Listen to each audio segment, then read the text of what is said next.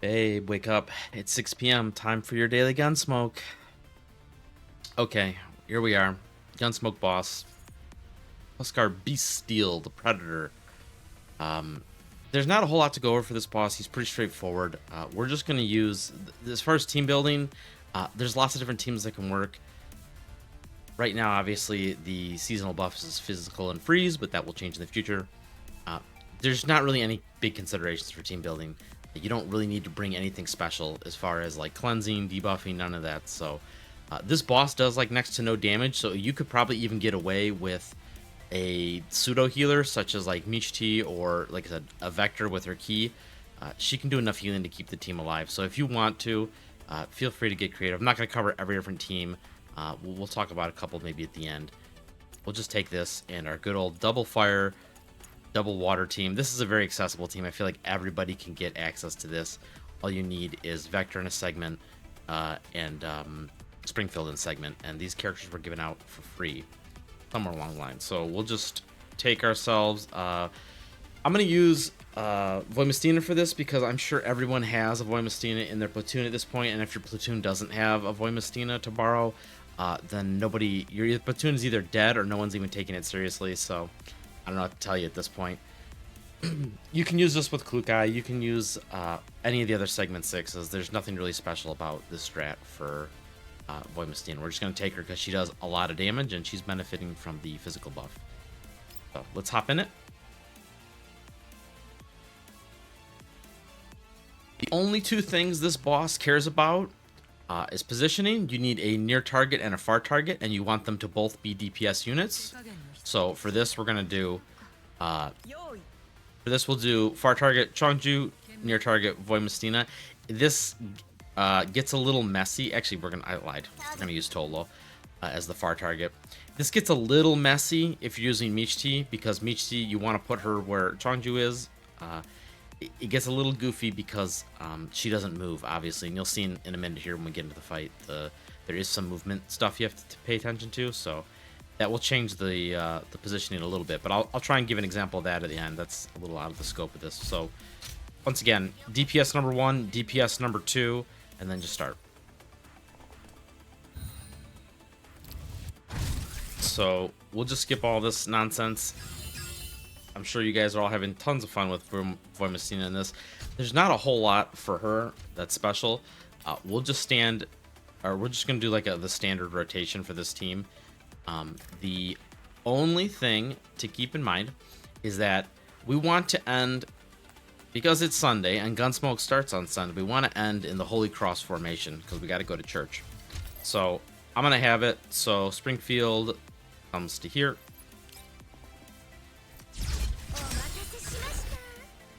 We're gonna have Vector come to here. Actually, we've got to have Chongju. Chongju can take a turn. The first turn, nothing happens, so you're kind of free to do whatever. So eventually, Chongju will get a little further back.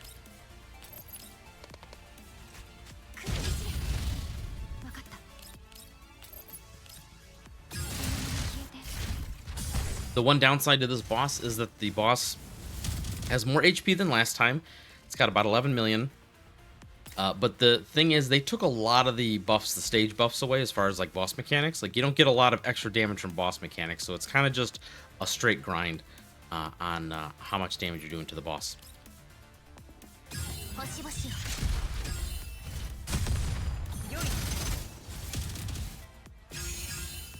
So obviously, the more segments you have, the better you're gonna do.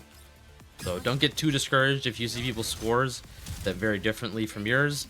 You'll come to quickly realize that a lot of it just has to do with gear and the number of segments they've used for the fight. Okay, so turn 1, nothing happens. He does a bunch of attacks here, doesn't matter. He's throwing AoEs, they do almost no damage. You can just ignore all this.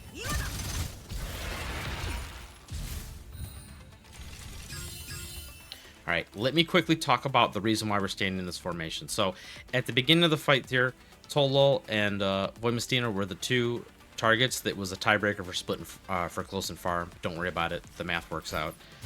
The reason you want a close and far target is because the close and far targets get Predator's Brand, which will be important in a second here. It's a straight attack buff, but what's going to happen is this turn he's going to knock everyone back, and then you're going to be in range of his AoE. You're going to want to get hit with his AoE next turn.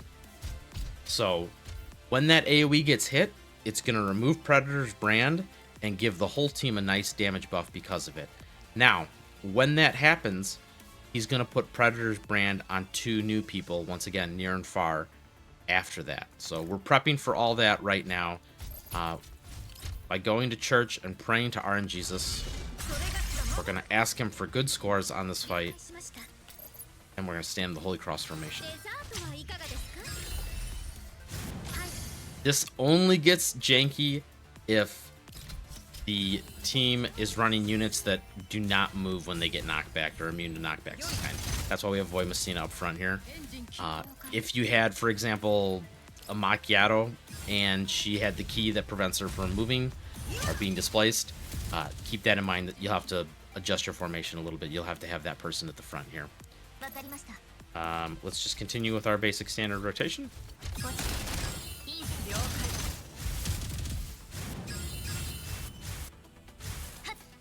Luckily, we're not going to have to do the whole fight today, because after this next turn, it rinses and repeats.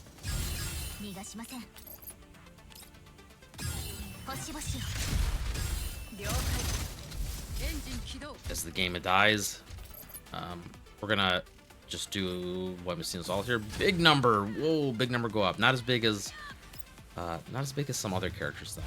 Bella's just kind of chuckling in the corner. Okay, so this is the reason why we stood in that formation, right? Everybody got knocked back. Void Messina would have if she wasn't immune to displacement, but this puts you in the perfect formation here, so that this turn, everyone will get hit with this AoE. It will remove the Predation buff, the Predator's brand, replace it with Clarion of Counterattack, and then the following turn, he will reapply the brand. So we just have to stay where we're at. Just get comfy, do one more turn. We don't have... He also roots you in place, which for some teams won't matter. For example, Vector here, you can cleanse this root. So... Teams like Vector, teams like Yuhi, this might not even matter to you. But once again, if you just stay in this formation, you're good to go. I should mention very quickly, the reason we stood in this formation, the reason we're all getting hit right here is... that knockback that he did is this one here. You get a very, very strong buff if you get hit with it. So you want everyone to get hit with that knockback. That's why we're in that Holy Cross formation. I think I did not mention that earlier.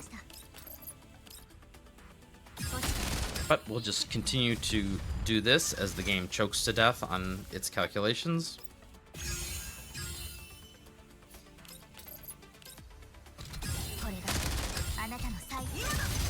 I can like feel the frames bleeding as this happens.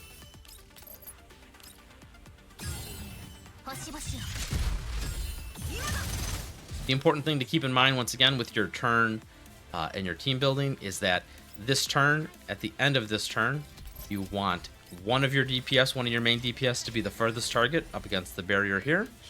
And you want your other main DPS to be the closest target, the tip of the cross here.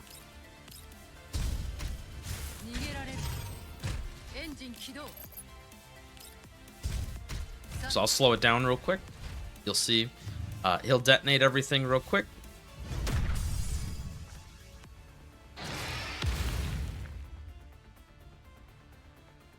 So that removed the buff, and you saw Clarion of Counterattack go up on the team. They said these do so little damage, 300 damage. Like, come on, man, you even trying? But if you saw there, Predator's brand got put back on Void Messina and Tololo. At this point, the fight just literally rinses and repeats. We're back to turn 1. Do whatever you feel like this turn, and then you know, usually you just move back into the formation here. You might have to wait a turn depending on if your team has a cleanse or not. If you're still rooted from the previous knockback, don't worry about it. Just hang out here for a turn and then move up. So yeah, that's literally the whole fight, is get hit with the knockback for the very sick cage damage, or cage beast damage buff. Have your near and fars in these positions, and that's about it. So at this point, I'm just going to kind of quickly cover some of the nuanced stuff for some team builds. Transition. Here's a quick example if you're using Klukai or Voimostina with Mechty. Once again, you're going to want to start Mechty here. She can't move, so she's going to be stuck there. On turn 2 or any of the turns that there's going to be a knockback, just make sure you put Klukai or Voimostina right here.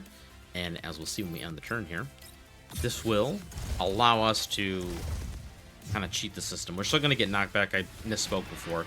Klukai is not immune to knockback. She's immune to stuns, but it'll work out in her favor. It doesn't matter. All we need to do this turn, we'll do the normal turn, but from here, we can zoom like this. And we wait for Pretia. And then we can zoom to here, and this will make her the far target for the turn. If you're using Voimostina, wait for Pretia. If you're using Voimostina, she will have not gotten knocked back, but she'll have just enough movement to literally come to right here and be the furthest target.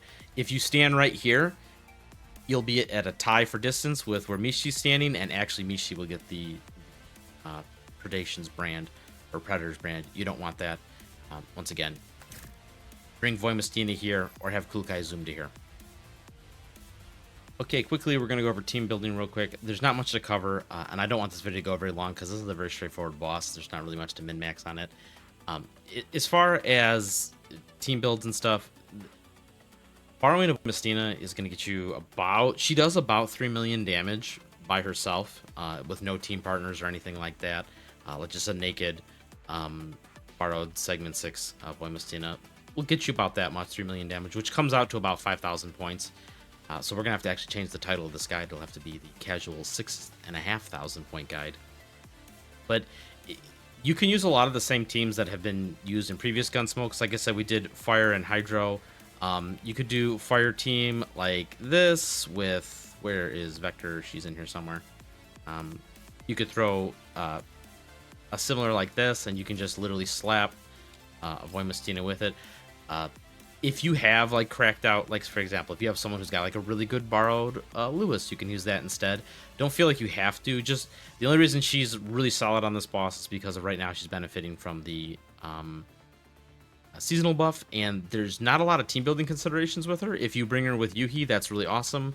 You'll get a nice boost in damage from her, but you can kind of run whatever team and then just slap Yuhi and Voimostina as the last 2 slots. So like I said, you could do Springfield, Niketa, and Tololol. You could do the 3 fire characters that I just mentioned, you know, Lewis, Vector, Chungju. So it's pretty flexible. Don't feel too tied down. I would still kind of stay away from Frost units for the most part. Alva's really good. If you can borrow a really cracked Robella, that's good, but the rest of the Frost characters are just, they're not doing great right now. But like I said, experiment with some teams. I've even seen people do pretty decent with electric units, even though they don't benefit from any of the seasonal buffs. But yeah, this is really just a straight DPS check for a lot of teams because, like I said, there's not really any mechanics like in the previous ones to get like lots of defense shred or extra stacks of whatever. It's really just those 2 near far targets that are getting bonuses to their damage, and everyone else kind of twiddles their thumbs. So I know that wasn't too helpful, but yeah, it is what it is. So hopefully you guys kind of have a quick understanding of the boss, and you can get above a 6,000 point score. Like I said, literally using just, I swear to God, I tested this. If you literally just take a Springfield and borrow a Voimostina, this gets you over 5,000. So, like I said, you have no excuse, really. I mean, I know everyone's Voimostina might not be this juiced, but still, like, with the rest of the team, you should easily be scoring 5,000 to 6,000, even without platoon buffs, so... Okay, I'll see you guys in the next one. See you later. Bye-bye.